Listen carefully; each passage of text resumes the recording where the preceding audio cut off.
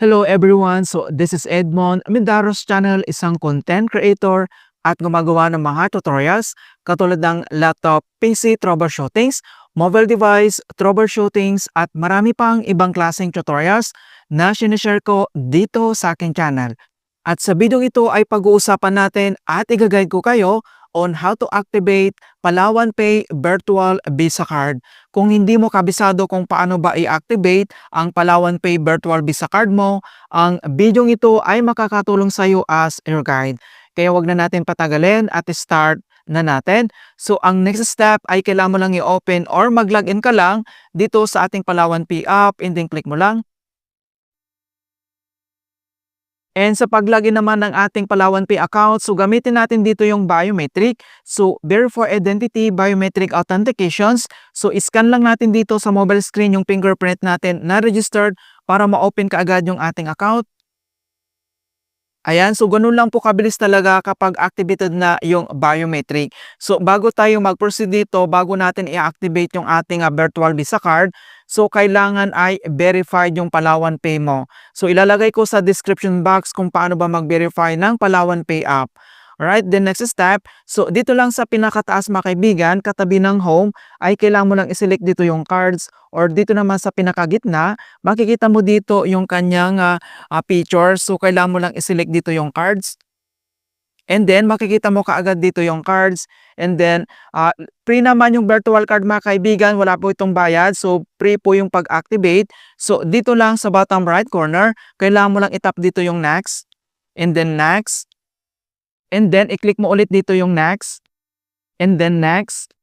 Okay, so safe na safe at so for dali gamitin. And then makikita mo dito sa baba mga kaibigan, sa bottom right corner, yung activate now. And my notifications dito na by tapping activate now, you confirm that you agree to Palawan terms and conditions. Pwede mo naman i-view yung kanyang Palawan Pays terms and conditions bago natin ito i-activate. So Visa terms and conditions, kailangan mong basahin mabuti ito mga kaibigan bago tayo mag-proceed. Okay, so kailangan mo lang mag-scroll down and then basahin lang natin, tingnan natin yung mga terms and condition natin dito. Ayan, kapag okay na siya, and then click mo lang dito yung okay, and then itap mo lang dito yung activate now. And then click mo dito yung okay.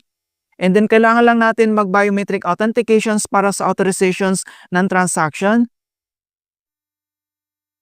And makikita mo na dito na congratulations, Suki, successfully activated na ang yung virtual card. You can now use your Palawan Pay virtual card and then yung shop online. Okay, so ano ba yung ating tinatawag na Palawan Pay na virtual cards? So ang Palawan Pay virtual Visa card isa itong digital card with the Palawan Pay app that lets unbanked Filipinos make secure online payments for shopping like Shopee or Lazada, bills, travel, and then subscriptions using their e-wallet funds. So ang key features nito ay pwede mong gamitin yan sa online shopping, bills and subscriptions, travel bookings, digital wallets, funding, and then yung Visa Direct. Ayan. So makita mo na dito na activated na siya. So pwede mo naman i-click dito yung check my Visa virtual card. I-click mo lang. And may notifications na dito na ang Visa card na ito ay nakalink sa iyong Min Wallet. Parehas lang naman ang laman nito at ang yung Min Wallet.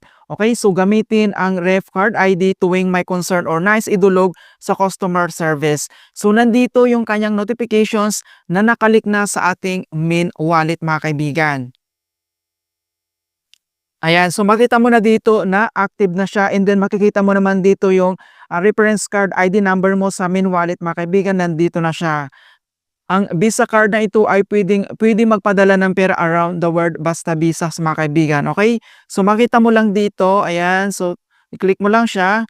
Nandito yung complete details. Kapag click mo dito yung cards ay makikita mo kaagad yung ating virtual card mga kaibigan. Yung Visa virtual cards, nandito na siya.